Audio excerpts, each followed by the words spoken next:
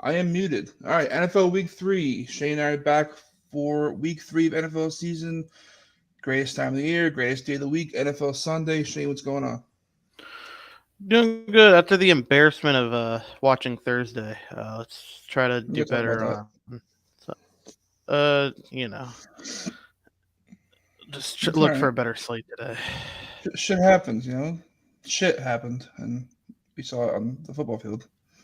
Yep. All right, hopping into the first game on the slate today.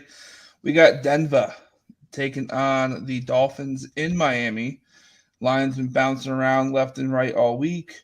Um, Again, a 6 point line. It's a little weird for me here. Obviously, -6 is thinking, oh, Dolphins win by a touchdown. Shane, is that the case today? I don't know.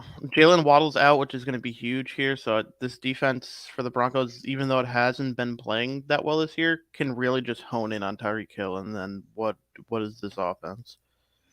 Are we trusting on Braxton Berrios and Durham Smythe to be big playmakers? Probably not. Um, some stats here on a two or more game losing streak. Russell Wilson 14-5 straight up and 14-4-1 ATS in his career, and then Sean Payton 19-9 ATS on a 2+ game losing streak. This is a must-win game for the Broncos. If they lose, the season's over. Um, Dolphins without one of the most explosive playmakers in the league. Um, I'm siding with the Broncos here. It might sound crazy, but No, I not to the something market feels either. iffy. This line's dropped from 7, 6.5, 6. Now it's down officially to 5.5 on DraftKings. With all the money in the world on Miami, so little case of some might say reverse line movement. I know some people don't believe in that. Um, but looks like a pros versus Joe's type of game. Pros in the Broncos, public on Miami, which makes sense. Dolphins have looked great to start the year. The Waddle injury does concern me, obviously. I'm gonna go with the under, and here's why. The only way that this Broncos team is close in this game is that they step up a defense. Last week we saw Sam Howell carve that defense up in the second half. I think that's going to change here today. With Waddle being out, that helps them tremendously.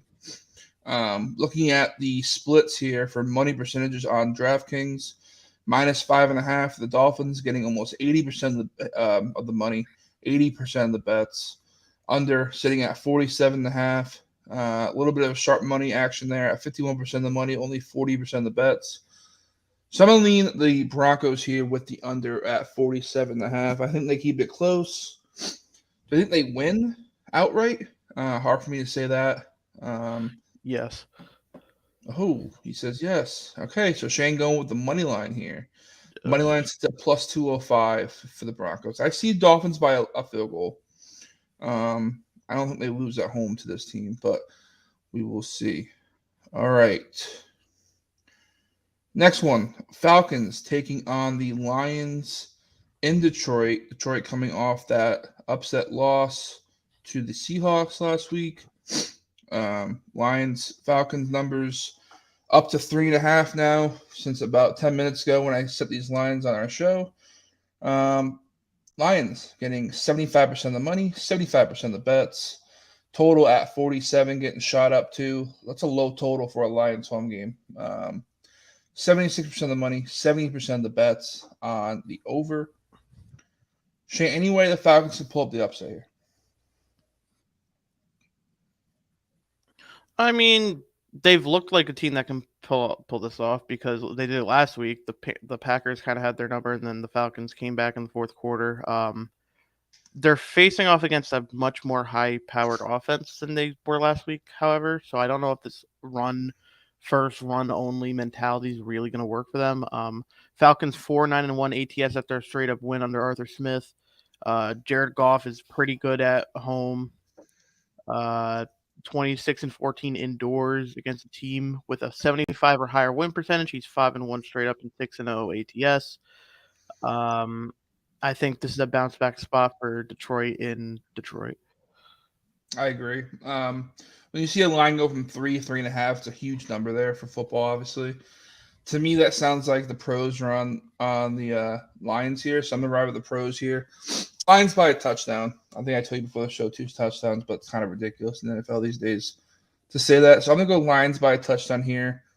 I see the team total hitting 2 at 24.5. I think it's at. So Falcons gave up 25 to Green Bay at home last week. So I think Lions could put up maybe close to 30, 31 points here tonight, or today, I should say.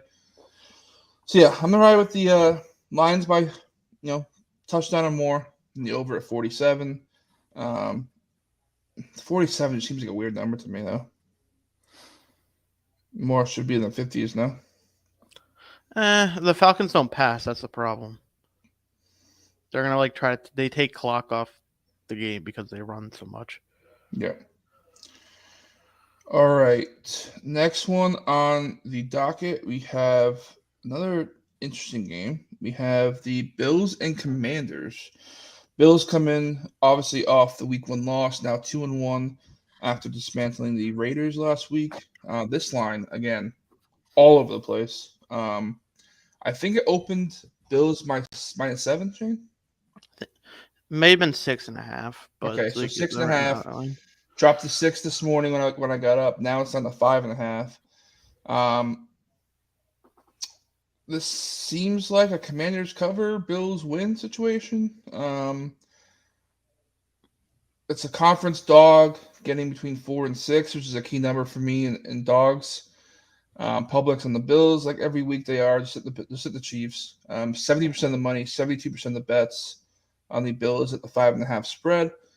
Now, when the money is on a certain team, right, and you see that line go down, people call it reverse line movement, whatever you want to call it. To me, it tells me that the pros are on the Commanders, and the Joes, the public, is on the Bills.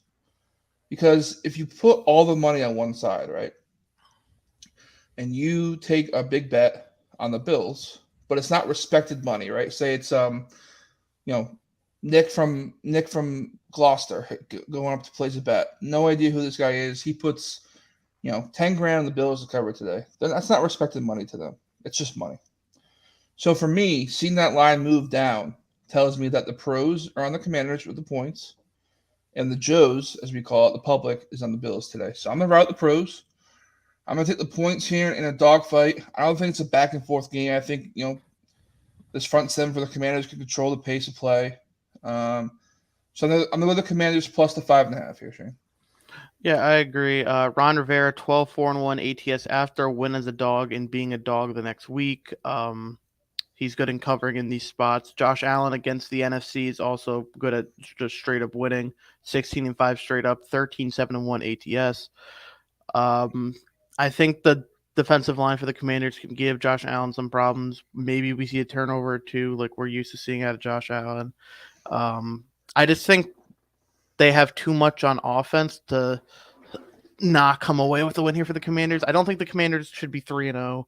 I don't think they're really this team that is going to be taken too seriously this year. They kind of got, I don't want to say lucky last week, but the Broncos kind of took their foot off the gas. They were up 21-3. Yeah, that got me right in the heart there. I had a ticket for Broncos -3, up 21-3 in the second half. They give up a late touchdown in the first half, and then another early touchdown to start the second half, and then all from there just downhill. Just seems like a thing of Russell Wilson these days, where he has strong first halves and just comes up slow in the second. But Commanders won that game. The Commanders, Sam Howell played great in the second half. He made great throws, tough throws in tight spots. Does he get that lucky today with the Buffalo Bills defense? I don't think so. No. But I could see a late backdoor cover here. Maybe they lose by 3-4 points. So yeah, like I said, I'm gonna ride with the Commanders here plus the points. Yeah. All right, next one.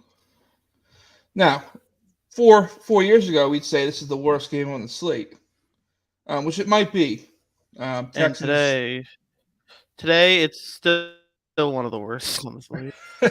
Texans at Jags. Texans come in at 7.5 point dogs in a divisional road game. which is key. Sharps right now on the Texans, which is why this line has moved down as of late. Actually, I think a whole point since it opened. Right? I think it opened at 8.5. I think it Jacksonville started at 10. did it restart 10? Holy shit!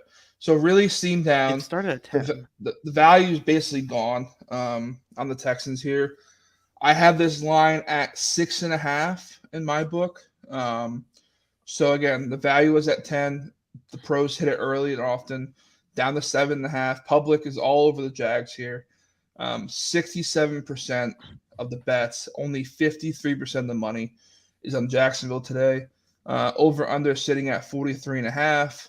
70% of the money, 60% of the bets at the over 43.5. Jacksonville probably in everyone's parlays today. I think it's another situation where the dog covers but the favorite wins today. So I'm gonna hit the points here at plus 7.5. Don't love it at all. Really don't like it at all. Like it better at 10, obviously even 8.5. But I'll ride with the Texans here. Backdoor cover probably with CJ Stroud. I think the best play in this game is the Texans. Trevor Lawrence, 4-10 ATS versus teams under 500. 1-3 ATS and straight up against the Texans in his career. Funky stat here. Teams that go from a home game to then being on the road in Florida in September or October are 72, 43, and 3 ATS over the last 20 years. Oh.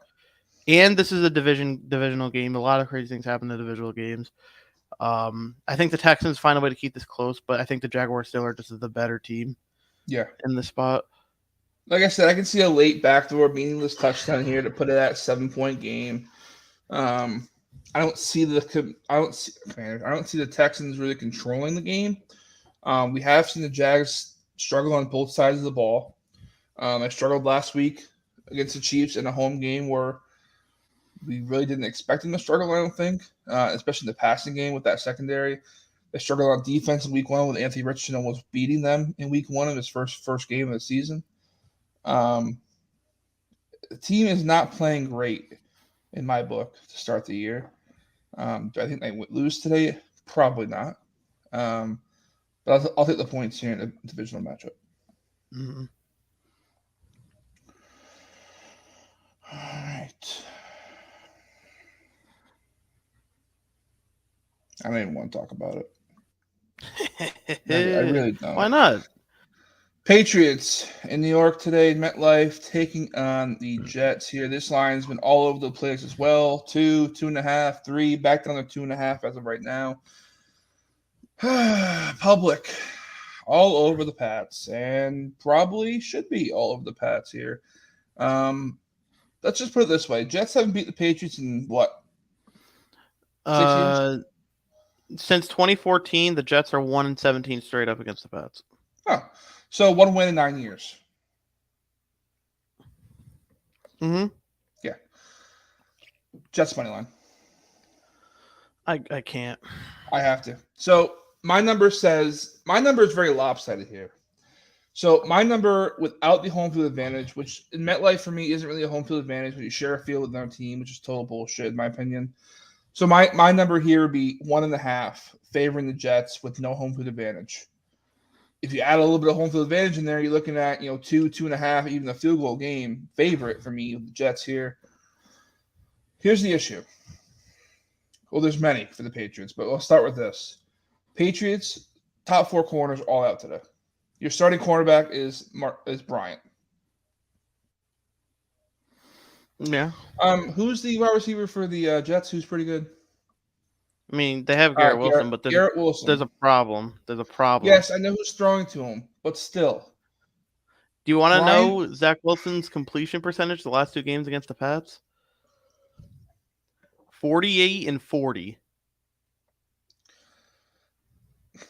What has Mac done the past fucking 3 years? Beat the Jets. Yeah, but this defense is not what it was a couple years ago. This defense is elite. Pat's O-line still banged up. I see a very, very gross game. Oh, this is going to be low very scoring. Gross. This is going to be 10-7 either way. It's going to be a 6-3 halftime score, maybe a 3-0 halftime score. I don't even want to watch it, really. But if I have to take the play, there's no way in hell I'm laying 2.5 here with the Patriots. There's no way.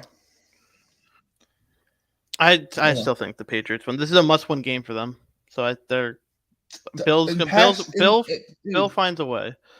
No, he doesn't. He does not. He doesn't find a way. In what aspect, since Brady has left, has he found a way? Finds a way to beat the Jets. Yes, there's like teams owning teams like is a thing that matters. I think we've seen it happen like the Chiefs and the Broncos. We've seen the Cowboys and the Giants. We've seen like teams having a number on another team plays a huge role in this. And Zach Wilson is just absolute dog shit. I'm going to take the team with the better quarterback play and the better coach.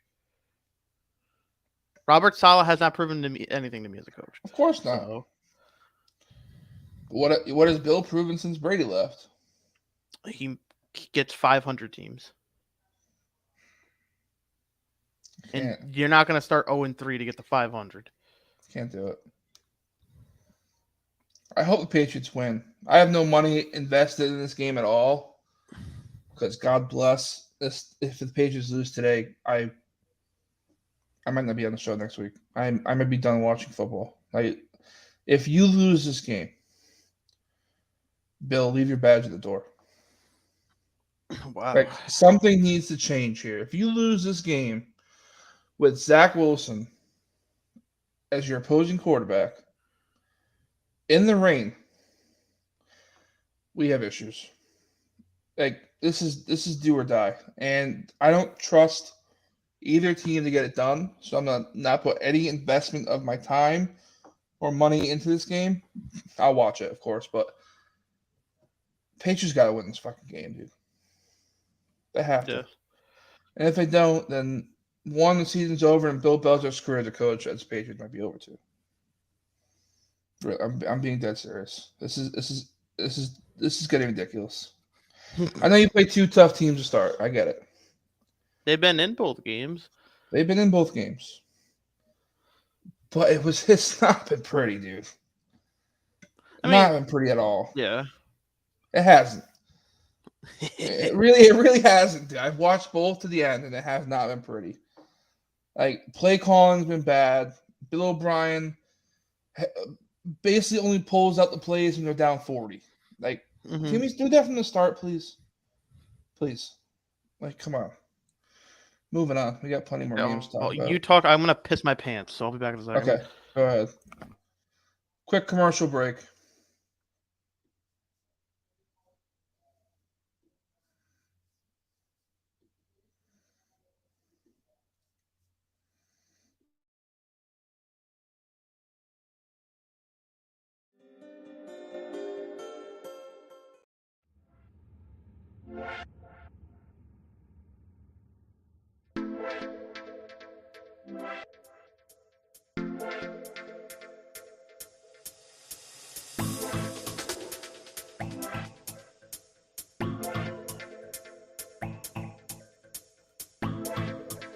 I'm back. This guy. Dude, I had to drain the lizard. All right.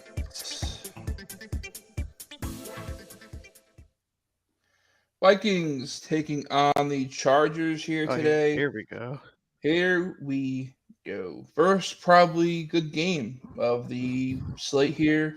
One of Is it? They're both 0-2. Yeah, but it's gonna be competitive. It's gonna be close. It should be. So I'm gonna be straight. That's a game. I'm gonna be completely honest here.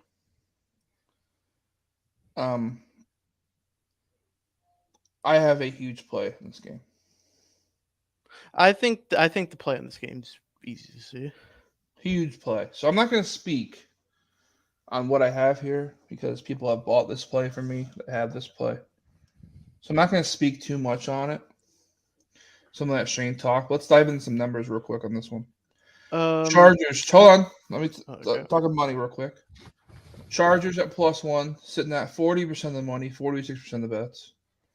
Total sits at 54.5 on some. Public hammering that as well. 78% of the money, 70% of the bets on the over. Vikings, this game is flip-flopped. This was Chargers -1, I believe, when it opened. Now it's at Vikings money line at -118. That's also jumped to from -110 to -118 from last night. Shane, what you got? I think the line jumping has to do in part with Eckler officially being ruled out. There's a chance he could have played, and then he got ruled out. I think a guy his playmaking ability warrants at least some kind of movement. I think the key thing to look here is the total. 4 games have closed at 54 or higher since last season, and the unders hit in all 4 of those games. I think there's a chance here that this could be a dog walking for a team. Well, you can say no, I want you to say what you think. I think the Vikings win this game, but I think like everybody thinks it's going to be a high-scoring game. It's going to go right down to the wire. It's going to be like 34-31 type stuff. I don't know if that's the case. I have a feeling this could be like a double-digit win victory for what I think could be the Vikings here. Okay. Chargers 2-7 ATS in last 9 games, coming off a 3-point decision either way, but not looking at numbers, just looking at how the teams have played. The issue for the Vikings has just been ball security. Like they've been fumbling the ball like crazy. Madison, bad snaps from Kirk Cousins in the center. The Chargers have a lot of issues on this team. It's not just one thing you can point it to. This defense is playing worse than the Vikings defense, and that's saying something. Mm-hmm. Their head coach, I think, is going to get fired after this game. Justin Herbert doesn't want to throw the ball down the field, and I don't know why. He's like throwing all this short and medium stuff. Like the big thing when Justin Herbert came to the league, look at the arm talent. He can make a throw that anybody can make. Or like the super long throws. He's not doing it. At some point, like, we can't just like overlook these things when it comes to these quarterbacks. Like we've seen Burrow show up in moments. We've seen Allen show up in moments. We've seen Mahomes definitely show up in moments. We've seen Lamar show up in moments. We can't just keep babying Justin Herbert and be like, oh, he just needs this and that. He has everything that he could possibly fucking need. He has the weapons. He just got the new OC. He's been a quarterback in the league for a couple years. He's not new to this. For him to like try to be in not like the one tier that's like Mahomes, Burrow, and stuff, but even to just be in the second tier, like we're getting really close to a point where I'm about to put Trevor Lawrence above him. I can't really disagree. I mean, he hasn't won, but it's a huge game for him. Huge game for Kirk. Obviously, Eckler's not playing, which is huge. I think this game would be different if he was playing, obviously. We saw last week they struggle a little bit on offense without him, but we also saw the Vikings struggle on offense too with just handling the football, taking care of the ball. Second half, they come out and straight up fumble the ball. Like, first play of the second half, they just straight up just lose it. Like, what? So, big game for both teams. I'll be happy if one side wins. If you want that game, hit me up on Twitter at @Gogan_sports. Ride with me, ride with my team here. Biggest play of the NFL season today on this game. Hopefully I'm right. I think I'm right. All right, next one. Colts at the Ravens. Ravens come in 2-0 ATS, 2-0 straight up. This line's sitting at 7.5. Public's on. Let's see, where can I find it? Public is on the dog here at the 7.5. I'm sorry, I read that wrong. Public is on the Ravens here at 7.5. 63%. Yeah, not surprising. 63% of the bets, only 46% of the money is on the Ravens here. So the big money is in the Colts. The respected money is in the Colts. Why this line's dropped a little bit from 8.5 to 8, now 7.5. 8 at some places still. Total sits at 43.5 here. I'm gonna go. This one's tough. Do I think Minshew is better for this team right now than Richardson? Probably not. We've seen an aspect of Richardson that we knew was coming, but we didn't know how good it was, and it's the legs, it's the athletic ability, it's the advantage of extending plays. And yes, they have a line that can cover Minshew. Yes, they have a solid defense, especially in the front seven. But Lamar's is playing really good football. The Ravens are playing really good on defense right now. I think it's gonna be hard for the Colts to score the ball today. I think they lean heavily on Zach Moss to just gain some ground control and possession in their favor. So I'm gonna go with the under here at 43.5. I lean the Ravens here just because I don't trust this Colts offense without their arguably best player now in Richardson. So I'm gonna go with the under here, the safer play at 43.5. Ravens and big spreads are known to cover these totals. Either one through a blowout or two through a just tremendous defensive showing, especially at home. So I'm gonna go under 43.5 here. There's numbers that go both ways in this game, so it's hard to like really pick a side. Gardner Minshew 1-10 straight up in his last 11 starts, 1-9 ATS in his last 10. Lamar 24-4 straight up, 13-15 ATS at home. Colts are 11-4 ATS in week 3. Harbaugh 7-1 ATS in week 3. But I don't think it's going to be a shellacking. I'm just going to go with the dog because it's 7.5 or whatever it's at right now. I still think the Ravens win. I don't think that's a debate. But Minshew will hit like a deep bomb to somebody and keep it close. I mean, it could be a backdoor situation here for Minshew, but not a huge Minshew fan. I know he's played well in the past. Just not a lot around him today to help him succeed, in my opinion. So, all right, Titans taking on the Browns in Cleveland after Cleveland's shit show on Monday night. Short week for the Browns. No Chubb. I think Cooper's still banged up a little bit, even though he looked good. Here's what I found. Oh, you found what? Even though he looked good in the game Monday night, but still a little banged up. Titans, D-Hop, I think, is back fully healthy. Is that right, Shane?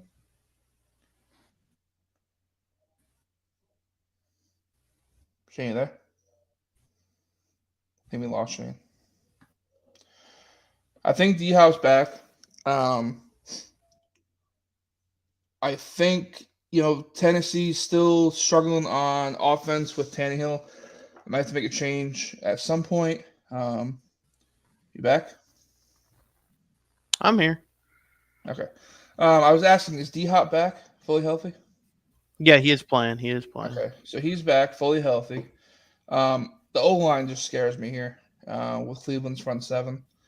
Zadarius Smith, Myles Garrett. We saw what the Chargers did to Tannehill last week, up the middle, just not good. So I'm going to lean the Browns here.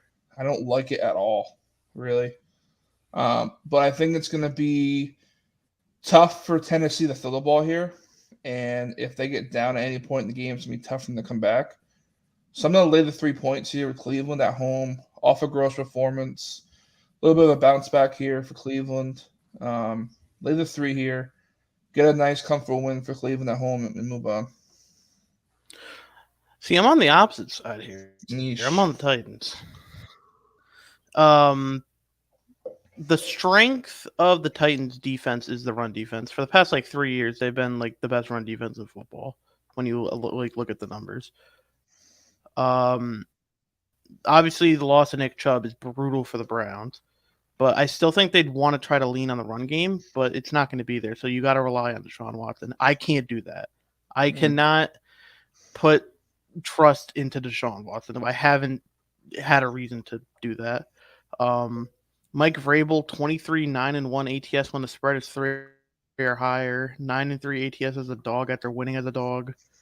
I don't trust Stefanski as a coach. I don't trust Deshaun Watson at all. This is probably a low-scoring game because the Browns' defense is good. The Titans, all they need to do, just give the ball to Derrick Henry. Can we stop with this like splitting snaps with Tyjae Spears? I get you want to preserve Derrick Henry. You also got to just use your best players, and Derrick Henry is your best player. Yep. I'm gonna side with the Titans on this one. Okay. Again, don't hate it at all. I just hate this game in general. I just worry about Tennessee up front on offense. We saw Garrett and Za'Darius both get to pick it a good amount, and that line's better than this Tennessee line. Do you see some tired legs from Monday? Probably. Yes, but I still think I still think the front seven for Cleveland is going to be a big part of this game, especially in the run game for Tennessee. So again, don't like this game at all. If anything, maybe the under is the best play at 60 at 43.5. Is that what it is? 38. I'm sorry, 38. I still think the under's in play there. Yeah. Sharp money is in the under here. According to DraftKings, 62% of the money on the under with only 44% of the bets. Again, ground and pound for both sides here. I don't think both teams throw the ball exceptionally well in this game. So ride the under here. Don't take a side. This game's gross in all aspects. So take the under here and just turn it off. Really, I think is what you should do. Saints, Packers. This is another one I think we agree on here. Saints coming in. We just had news come out about this game. Oh, let's see the news. Aaron Jones and Christian Watson both out for the Packers. Thinking about switching sides now. Thinking a little bit. Both out again, man? Really? They're both got hamstring problems. Hamstrings linger. Damn. Is this line going to change now? I don't know, but it's that news is in favor of my side. That's correct. Packers blew the game last week against the Falcons, and now they're playing a better defense. I think this defense, Jordan Love, he's thrown a lot of these. He's been 6 touchdowns, no picks. He's making throws, but his completion percentage is not that high. He's like bottom 5 in completion percentage. So he's just hitting on the money, like the throws that get you the points. But like in the middle of the field, he's not hitting a whole lot. Whoa. What? So the news gets brought out, right, to our attention. Mm-hmm. Packers now minus 1.5. Yeah, I'm selling the Saints. Interesting. Since 2018, Saints are 13-3 straight up, 12-4 ATS on the second game or later on a road trip. I think there's still some growing stuff to happen with Jordan Love in this Packers offense. I'll just take the veteran side, which is the Saints. Again, I can't really disagree with you here. I'm not a huge Derek Carr guy. That's just one of my reasons why. Packers also don't lose home openers. Surprised you didn't find that stat. I know that was with Aaron Rodgers, but they just don't lose home openers. Green Bay is one of my favorite teams this year, and the reason why is the Jordan Love situation. Like, you have no idea what you're getting with him. I think we've seen the past 2 weeks that he is something that most people would like. I think he's done better than what we expected him to do in his first couple of games this year.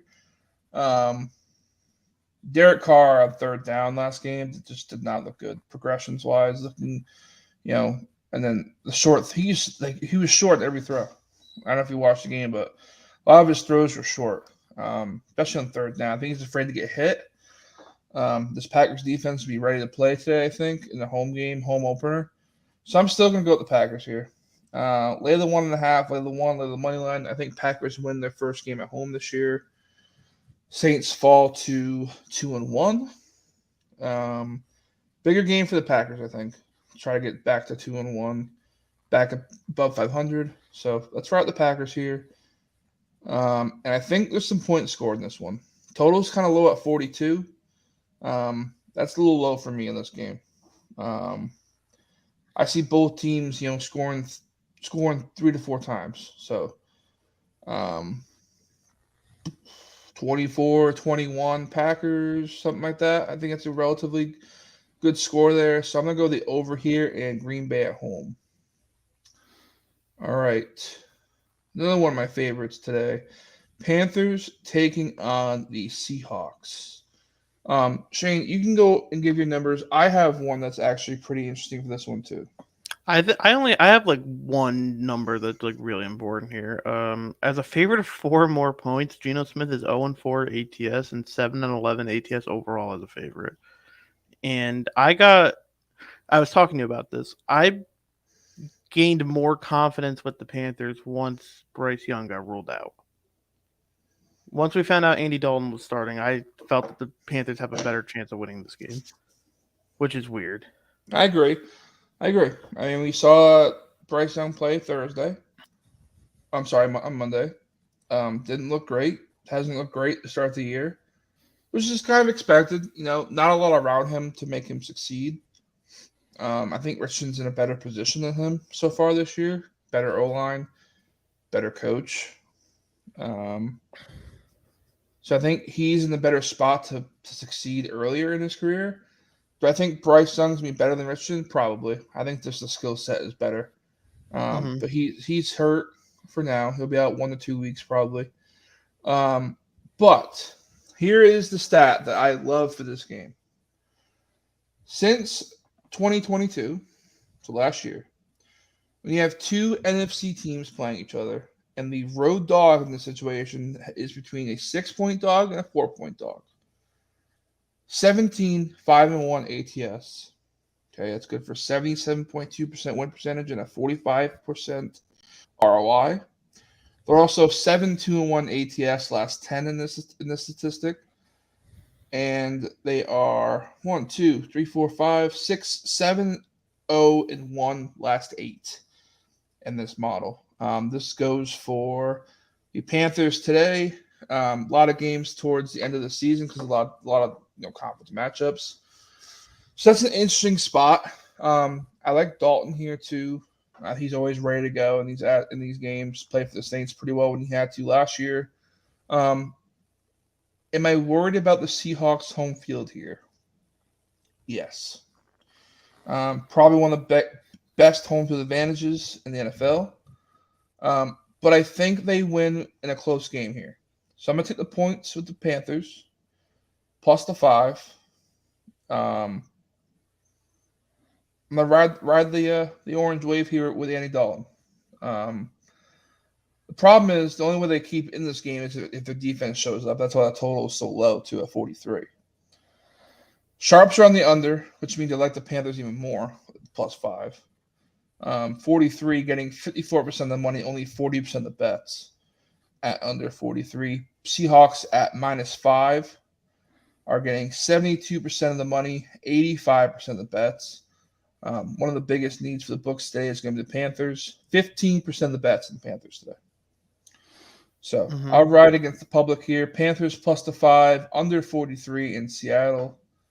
Maybe a little sprinkle on the money line for the Panthers. And even though I like the Seahawks to win this game, but it's got some value at plus 185. 7% of the bets on plus 185 money line. Cowboys, Cardinals. Here we go. Gross. Cowboys come in as 13-point favorites in Arizona. It's basically all Dallas money, like it always is, though. 76% of the bets, 63% of the money on Dallas to cover here today. I'm sorry, 82% of the bets, 73% of the money on Dallas to cover. The over is sitting at 43.5. Public all over the over here as well. Shane, big spread, big favorite. What do you got? The Cardinals are going to be this like feisty team that tries to keep it in with every team that they play against, but I don't see how it goes well for them today. Even with the loss of Trevon Diggs, who's out for the year now for the Cowboys. Cowboys are 8-1 straight up, 6-3 ATS as a double-digit road favorite. Dak 26-12-2 ATS against teams under 500. The Cowboys are just playing as the number 1 or number 2 team in the league, And I think just the difference in ability of play is just going to be very adamant today. Josh Dobbs has played well the first couple weeks. I think we see the first rough game from Josh Dobbs. I think the pressure is going to get to him today from Micah Parsons and company. Cowboys defense probably scores again this week. I'm on the. I think it's the Cowboys. I'm gonna go the under here, under 48. Big spreads, usually towards the unders here with the blowout situation. Under 43.5 is the play here for me. I see Cowboys, 30-13, 28-13, 31-10 type of situation. If the Cardinals score 2 touchdowns here today, I'll be shocked. Yeah. So I'm gonna go the under here at 43.5 and hope for a Cowboys blowout or just a really close game, low scoring close game here. Next, the gross game. 4:00 game is kind of not good today. Besides the Panthers game, I think. Bears take on the Chiefs in Arrowhead. Line is at 12.5. Staying steady at 12.5. 78% of the money, 74% of the bets on the Chiefs here to cover. Over under sitting at 48. Sharp money on the over 48. 55% of the money, 47% of the bets. And then, money line action. There's 8% of the money on the Bears to win today. Dude, the Chiefs just don't cover. I'm sorry. They don't. Like, I don't think they're going to cover today. Mahomes, 12-11-1 ATS versus the NFC, 4-12 ATS after a straight-up win since 2022. Patrick Mahomes is a double-digit favorite, 9-13-1 ATS. The numbers don't look great for the Bears, and they have that off-the-field stuff that happened with the DC. But Justin Fields has come out and said, I don't want to be this robot. I think we see a lot of designed runs for Justin Fields today. I think Justin Fields is going to get loose running the ball. I think even if there's a lot of points in this game, somehow the Bears are going to keep it close with this 12-point spread. They probably lose by like 10. Okay. I can't take the Chiefs to cover. Can't. Chiefs are going to put up points here today because this Bears secondary is just brutal. So I'm going to go with the over here at 48, which is different for me because usually with a big spread, I usually take the under. I'm going to go over 48 just because I think Chiefs could put up 35 today. It really could put up a big number today on the Bears at home in Arrowhead, 4:00 game. So I'm going to put the over at 48. I can't take the fucking spread here. 12.5 points. It's a weird number. If Chiefs win by 10 here, we got an issue, man. This Bears team is just not improved at all on either side. I think the Chiefs crushed them last time, right? Probably. Matt Nagy revenge game. Okay. Yeah, over 48 here is my play for this one. Yeah, not really much else. I'll be watching, of course. Love the Chiefs. Love Pat Mahomes. But, yeah, over 48. If you can get a good number on the Chiefs team total, I don't know what it's at. It's not in front of me, but that could be a good play too. All right, Steelers. Sunday Night Football tonight. Steelers, Raiders. This game's bounced back and forth as well at -3, -2.5 for the Raiders. Sharp money right now on the Raiders at 54% of the money, 43% of the bets at Raiders -3. Over under sitting at 43.5. Publix on the under here at 43.5, 74% of the money, 60% of the bets on the under. Kenny Pickett just plays good at night. Apparently, he's a night demon. 4-1 straight up, 5-0 ATS in night games. I think there's just a simple way to look at this game. Better coach, Steelers. Better defense, Steelers. Quarterback play, I'm going to call even right now because Garoppolo hasn't done a lot, but Pickett hasn't looked great. Offensive line, Steelers. I think it's just the Steelers here. Whenever Tomlin is getting points, especially against teams that aren't that good, the Raiders, I feel like it's just a no-brainer. Yeah, I went against my gut last week, or this week on Monday night. Had the Steelers all day, and then I switched it late to the Browns. Don't know why, but I'm liking the Steelers here as a short road dog. Vegas again, not really a home field advantage in my book. Um, I don't know what I had this line at. I think I had Steelers by 1 here on my book. Um, I'm gonna take the +3 and run with it. And I think it's gonna drop a little bit when we get closer to game time. I wouldn't be surprised if it's a 2-point game. Um, and the under. I think Steelers defense is playing one hell of a ball game. Played well last week against the Browns. 2 defensive touchdowns, which was huge for them. Bad for me, of course. Um, let's ride with the Steelers here at +3. And I'd probably go with the under 2 at 43.5. All right. 2 Monday Night Football games tomorrow night. Let's hop into the first one. Eagles taking on the Bucks. Another game where we're getting into that weird line for NFC. NFC dogs +5. So that falls into the system. The only reason why it would not lean towards the system I talked about earlier was because the Bucks are home today or tomorrow at +5. Philly, public darling in most weeks. 70% of the money, 70% of the bets at -5. Total sitting at 45 here. Public's all over the total, over the over, I should say. 70% of the bets, 55% of the money on the over at 45. Jalen Hurts and the Eagles have not been great covering on the road since last year, but Baker also isn't good at covering at home. Todd Bowles is not good at covering as a dog. Baker 0-4 ATS and straight up his last 4 Monday night games, 13-20 ATS at home in general. Todd Bowles 19-27-3 ATS as a dog. Just like I did last game, better quarterback, better defense, better coach, better team overall. Just I have to go with the Eagles here. I don't think this is a kind of a letdown spot for the Bucks. They're 2-0 right now. Baker's been playing well.